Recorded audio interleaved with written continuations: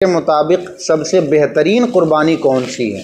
تو سرکار نے فرمایا کہ افضل قربانی وہ ہے جو باعتبار قیمت اعلیٰ ہو اور خوب فربا ہو، یعنی ایسے جانور کی قربانی دی جائے جو قیمتی ہو۔ ایسے 500-700 روپے میں ایک گائے میں حصہ رہ لیا، وہ بھی قربانی ہی ہے، اس کا بھی ثواب اتنا ہی ہے۔ لیکن اگر خوب خرچہ کیا، اور یہ بھی یاد رکھیے، اور بہترین قربانی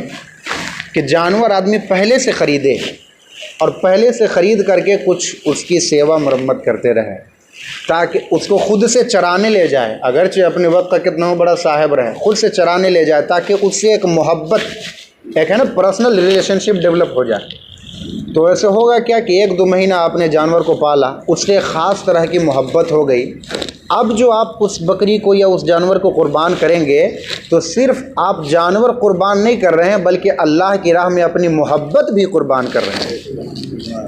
اللہ تعالیٰ آپ کی محبت ہی تو چاہتا ہے۔ لن ينال اللہ لحومها ولا دماؤها ولكن يناله التقوى منكم، کہ اللہ کے بارگاہ میں جانور کا گوشت، جانور کا خون نہیں پہنچتا ہے، تمہارا تقوی، پرہیزگاری اور محبت پہنچا کرتی ہے۔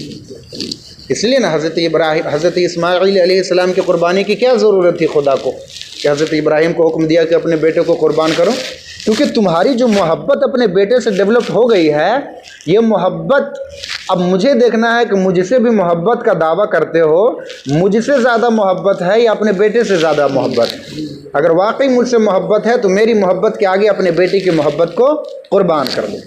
تو اسی لیے جانور کو پہلے سے خرید کر کے رکھے، خوب چرائے کھلائے، اسے ایک پرسنل محبت ہو جائے، اور اس کے بعد وہ قیمتی بھی جانور ہونا چاہیے، جتنا زیادہ قیمتی ہو، اور وہ دکھانے کے لیے، جنانے کے لیے، بتانے کے لیے نہیں، اور نہ کسی دوسرے سے